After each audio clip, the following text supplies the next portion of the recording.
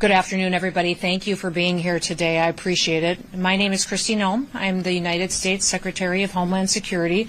And today we're here in Minneapolis and St. Paul visiting with folks and community members and our law enforcement officers about the worst of the worst. This office here has done incredible work to make sure that we are getting criminals, terrorists, foreign terrorist organizations, gang members off of our streets and protecting the members of this community. I have behind me 4 of the individuals that work here in the state and in this region to make sure that we're getting dangerous people away from the citizens in this community in this state, and I want to introduce them for you. We have Sam. Sam Westbay is with HSI. He is the acting special agent that's in charge of this office, and he'll make a few opening remarks here in a little bit as well. We also have David Easterwood. David is with ERO. He is the acting field office director, and I'll ask him to give you a quick update on some of the work and operations that they've been doing as well. We have Tanya Price, who's HSI, an assistant special agent in charge that is stationed here and is doing good work for the citizens of Minnesota, and also Toria Rich. She's the ERO Deputy Field Office Director that has been here for several years now working to help protect community members. Listen, the work that these individuals have done has been incredible. Under the Trump administration, our president has been focused on protecting American citizens, on making America safe again. And these individuals get up every single day and support their law enforcement officers that are out on the street upholding the law. Now remember, in this country, with this president in the White House, we don't pick winners and losers. We don't decide which law gets enforced and which one doesn't. There are laws, they are on the books, they were put in place, voted on, and instituted, and therefore we enforce them all. If members of Congress, senators, governors don't like the law, then they should go through the work of changing them and telegraphing and communicating to their members that live in their communities why it needs to be changed. So today, these officers have done incredible work to make sure they're protecting our next generation of Americans. Just since January, they have removed over 4,300 individuals off of our streets who have been arrested and were committing crimes and here illegally in this country. 3,316 had criminal histories, which means they were out there perpetuating violence against citizens here, and now they're no longer doing that because of the work of these law enforcement officers. Of those individuals, 98 of them were gang members, members of foreign terrorist organizations as designated by the Trump administration. Also, 11 of those individuals were known or suspected terrorists, people who will not be able to commit those atrocities here in the United States because we were out on the streets arresting them and removing them and bringing them to justice. 2 of the individuals that have been arrested just since January were foreign fugitives, which means other countries were wanting them for violent crimes and looking for them, and they were able to locate them and send them home to their countries to face justice as well. Our officers are in the streets every single day doing difficult work to make sure that our laws are upheld and that families are protected. Since January, 515,000 have been arrested and deported across this country and removed for breaking our laws. 70% of those individuals had pending or criminal charges against them. I'll talk about a few of the worst that have been removed from this area, but I want you to know that the individuals that have been arrested and removed have had crimes and charges against them such as murder, assaults, homicides, robberies, carjackings, and shootings. And all of those numbers in this community, in Minneapolis and St. Paul, those numbers have only gone up since 2019. Under the leadership of Mayor Frey, under the leadership of Governor Walz, more violent crimes are being perpetuated in these communities because of their refusal to defend American citizens. Regardless, our federal officers, our ICE officers, ERO, HSI, in partnership with our Department of Justice, agencies, and other individuals throughout the federal government, we will continue to do the work to make sure that these criminals are removed from our communities. I want you to look at these posters that we have up here at the front of the room. One of the individuals, his last name is Munoz. He's from Mexico, and he was brought in and arrested for charges of homicide. Another one is Hernandez Rivera's from El Salvador. The charges against him are human slavery and trafficking of individuals in this country. Garcia's in front of us as well. His last name is Garcia Oliver from Mexico. He's been wanted and charged with sexual assault. And then another individual in front of us on these posters in front of us is Gonzalez Rivas. He's from El Salvador and is wanted for assault. These individuals have been arrested because of these individual law enforcement officers in our community and will be brought to justice and deported from our country, never to return. We also had operation that has been working in this area specific to visa fraud. Visa fraud has been very rampant in these cities, and the USCIS agency has worked on Operation Twin Shield, which is a first-of-its-kind visa fraud operation that has gone out and investigated those who maybe came into this country under wrong paperwork or overstayed and refused to leave, and they utilized fraud to do so. It has been incredible the work that these officers have done in conjunction with the United States Citizenship and Immigration Services to make sure that those individuals no longer get to break our laws and aren't held to consequences of it. The violence against our law enforcement officers has gone up 1,000% in recent days, which means because of the rhetoric of politicians in Washington, D.C., but also here locally, our law enforcement officers have been demonized. And because of that, the consequences of the violence that they've had to face has been overwhelming for them at times. I'm here today to ask all of the people in Minnesota, all of the people in the Midwest and throughout our country to support your law enforcement officers, to support them and help protect them as they go out and do their jobs. Each and every single one of them took an oath. They took an oath to support and to defend this country, to defend their communities and protect people, and that's what they're doing every day when they go out and they enforce the law. They make sure that people who perpetuate violence on individuals are brought to justice, and that those who break our laws face the consequences of that and are removed from our country. We've seen attacks across our country on law enforcement, but also on their facilities. We last night had an unprecedented attack on a Coast Guard facility in California by San Francisco. We've seen individuals going after patriots who step up to defend not just our streets, but also defend us internationally and defend us on a national security standpoint each and every day. We need to change our ways in this country. We need to start telling the stories of the victims that will be protected, the people that will be protected, the families that will be able to let their kids walk to school safely now because that terrorist or that sexual predator is off the streets. We need to start talking about these families that need justice for the lost loved ones in their lives. And we need to make sure that we're talking and sitting at a table coming up with solutions on what we can do to make America safe again. Violent protests, violent attacks and riots, and attacks on our law enforcement officers shouldn't be happening in this country. This country was founded on freedom and liberty and raising individuals who can be examples to others of the way that we should live. The Midwest and the Minnesota has always been proud of that, and I think that we can continue to set an example by new agreements that we can reach with law enforcement agencies, but also this city and this governor, by making sure that we're enforcing our laws and that we have partnerships together. In fact, we've been very encouraged by the fact that we have one of our local counties that has signed a 287G program to help us be able to make sure we're getting criminal, illegal aliens off of our streets and out of our communities and off of our roads so that we can protect individuals going forward. The people of this state deserve peace, and I'm hopeful that we'll continue to see that through the good work of these law enforcement officers in front of us. If you get the chance today, thank someone who defends our laws. Our laws matter, and if we don't like them, we change them, but in the meantime, we're going to continue to work to make America safe again.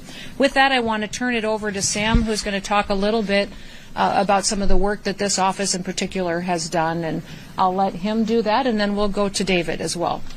Thank you, Sam.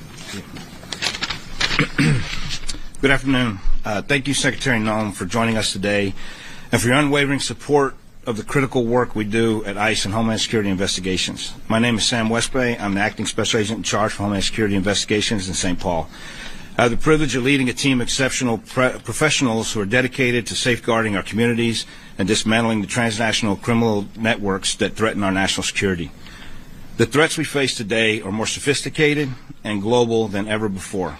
Criminal organizations operate across borders, exploiting vulnerabilities to traffic drugs, weapons, and humans, launder money, and engage in cybercrime. These crimes don't just harm individuals, they undermine the fabric of our society, our economy, and our national security. But HSI St. Paul is meeting these challenges head on. Across Minnesota, North Dakota, South Dakota, our agents and analysts are conducting complex investigations that are breaking apart these networks, rescuing victims, and holding perpetrators accountable. We have united with our federal partners and other law enforcement agencies to create the Homeland Security Task Force St. Paul to combat the cartels, foreign terrorist organizations, and take harmful narcotics and weapons off the streets in Minnesota and the Dakotas, like you see in front of you. The work we do is not easy. It requires long hours, meticulous attention to detail, and a willingness to confront dangerous and often unpredictable situations. But the men and women of HSI St. Paul rise to the occasion every day, driven by a deep sense of duty to the Constitution and federal laws and an unwavering commitment to the mission. As Secretary Noem has highlighted, the safety and security of the American people is our top priority. HSI St. Paul is proud to play a leading role in advancing that mission, and we will continue to do so with the same determination and resolve that has defined our work thus far. Thank you.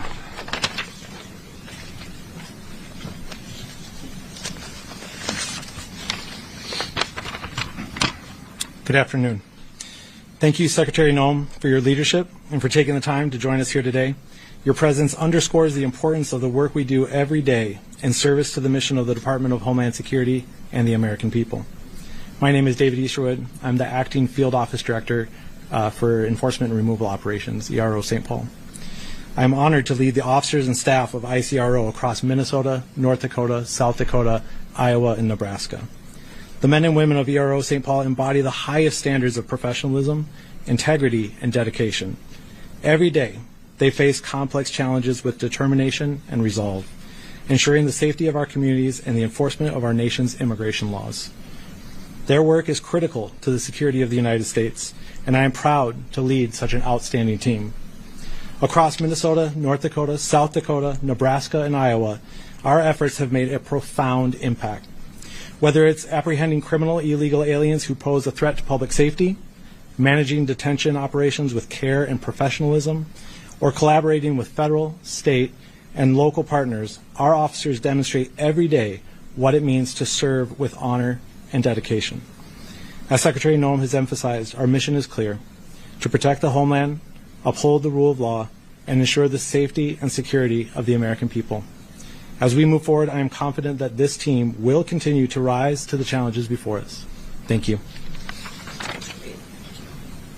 Thank you, Sam and David. And this office has been focused on getting the worst of the worst off of our streets. The results that they have brought forward for this community and the city has been absolutely incredible. But as they talked about, they service not just Minnesota, but the surrounding region as well.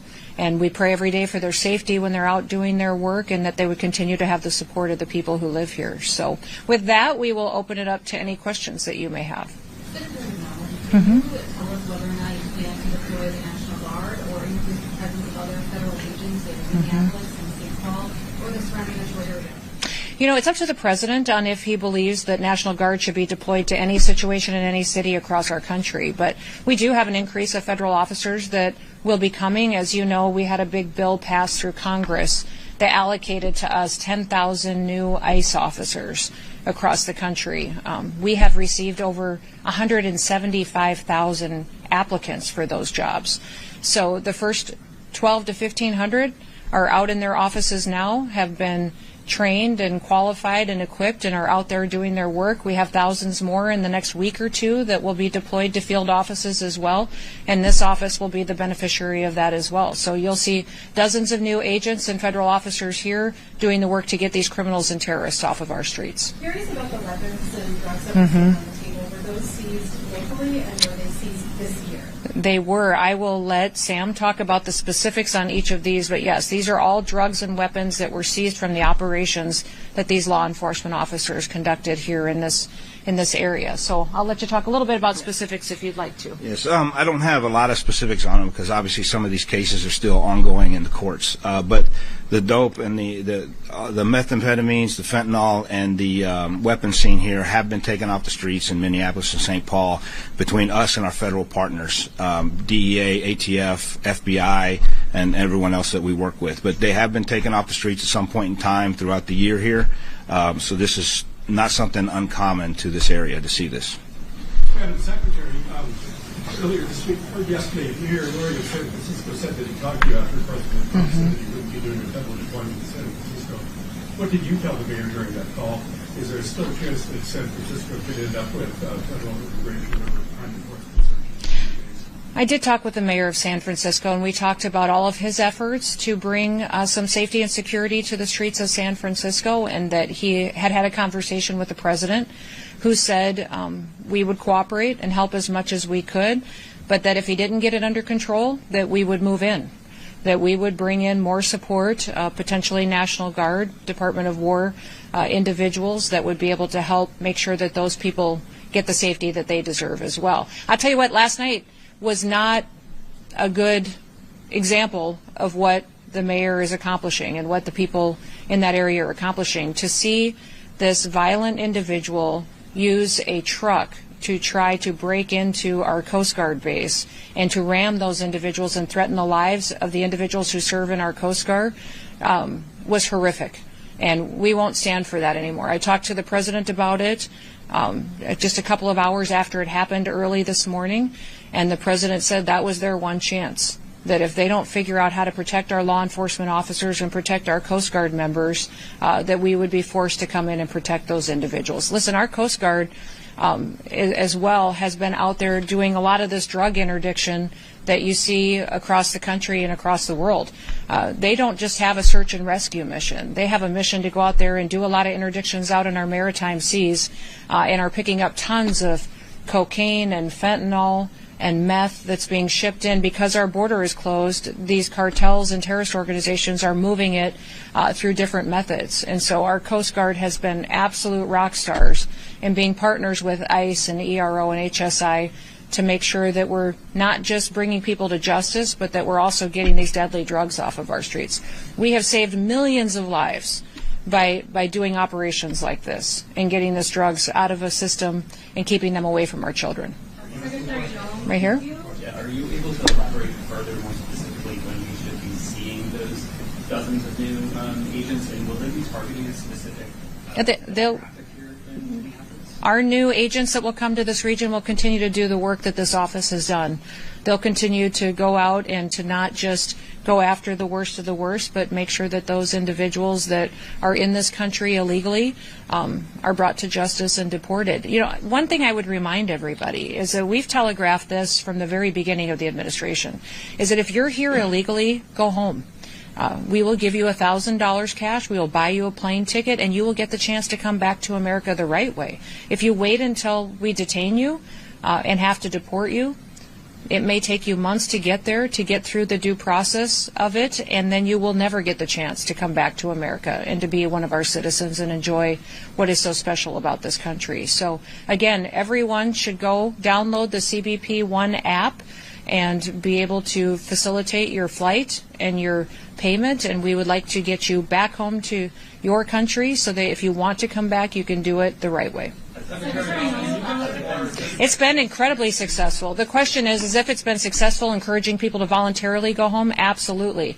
We have over 1.6 million people that have voluntarily deported on their own, decided, you know what, I'm not going to wait until they come and find me and arrest me. I'm going to go home now and get the chance to come back. And many of these countries that they are coming from have set up different programs and training opportunities for them. You go to Guatemala, Honduras, Mexico, Panama. Many of these countries have training programs, housing loans that they will give to individuals who are returning back. They want them to be a part of their economy. Their situation has changed as well because America has enforced our borders and we've worked with them so much. They're doing better and their businesses are growing. So we would encourage people to continue to do that. Overwhelmingly, people understand now that it's different in the United States. Now we follow the law. Now we enforce the law, and now people are safe again. We'll go down here. Instances where ICE agents have not been appropriately identifying themselves here in Minnesota, is that something that's being handled internally? Our agents always follow exactly what the law is and what the regulation and the protocol is for every single operation that they're out on. So they are always identifying themselves and making sure that people know who they are and why they're there. Recently, a couple weeks ago, there was workers on a roofing company that were detained in St. Paul, and multiple witnesses who live in that neighborhood said that ICE agents were not identifying themselves. Is that something that's been resolved since? Our agents follow the exact same operational protocols and regulations and structure and law that they always have. Nothing has changed for how they operate, going out there and making sure they're detaining people that are here illegally, that have committed criminal activities, and that need to be removed from our country. Secretary Noem, can Yes. you and Mr. Westbay provide some clarification on the two men on the posters behind you? Did they live in this area? When were they arrested? Any more details you can provide on them? Do you want to talk? I might actually have to defer to Yeah. David on this one. Yep. I believe those are yours. I've got some details too. Let me. Aldrin Guarnero Munez was a Mexican who has been convicted of assault and homicide in 2004. He was arrested for first-degree assault, third-degree assault, and malicious punishment of a child. In 2005, convicted of second-degree murder and sentenced to 32 years in prison. In 2015, arrested for 2 counts of third-degree assault. In 2016, again, convicted of third-degree assault and sentenced to 21 months in prison. And yes, the individual was arrested under this administration since President Trump has come in. The next one, Jose Hernandez Rivas, an El Salvadorian illegal alien convicted of human slavery and trafficking. In 2023, he was convicted of 1 count of labor or sex trafficking, which is a felony, and he was sentenced to 10 to 12 years of prison, again arrested with this administration. You know, I'll remind you that our detainers that we have on individuals here are not being honored by the state. So when an individual, we lodge a detainer against someone that's going to be released back out onto the streets, this state is not honoring those detainers, correct? Which means those dangerous criminals are released and we have to go out and find them. We wish the state would change their position on that. Francisco Garcia Olivier, an illegal alien from Mexico, was convicted of sexual assault. In 2021, convicted of attempted sexual assault in the first degree and sexual assault on a child of the third degree, and sentenced to 12 to 14 years in prison. And the last one is David Gonzalez Rivas, illegal alien from El Salvador, pending charges for assault, additional pending charges including drug possession, weapons possession, and also that includes a felony charge of carrying a concealed weapon. So, yes. One last question. Who wants to be the last one? Yes, sir. During the October 18th raid in Walz, Idaho, multiple parents say that their children, as young as 10, were zip-tied for 4 hours. Other parents say they were frustrated and unable to care for their kids. Most of them were U.S. citizens who were released. Does ICE have any policies on the treatment of minors when raised? And if so, do you make sure that your partner agencies are aware of the rules ahead of time? Absolutely. Those children, absolutely, that never happened. That's a fake story. That is not true. Children have never been zip-tied, and that will not happen in the future. Secretary Noem, can you tell us what you plan to increase immigration capacity in terms of detainment here in Minnesota, including possibly entering a contract to use the third correctional facility? I can't speak specific to a contract, but we are looking for more opportunities for detention partnerships here in the state of Minnesota. So we're looking a lot to state agreements, but also where the state isn't cooperative, such as Governor Walz has not been. I would say we're looking for sheriffs, local communities, smaller towns that may have the ability to help provide and partner with us because they know so many of these individuals that are dangerous in their communities, and they can work with us to make sure that we're meeting not just their law enforcement needs, but also we're getting those people out of their area as soon as possible. Yep.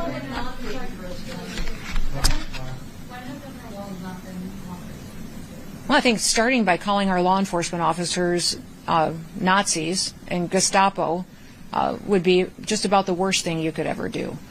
When you have someone who has taken an oath to give their life to defend communities and to defend this country and our Constitution, that's a horrible thing to say. And I haven't heard him apologize for it yet either.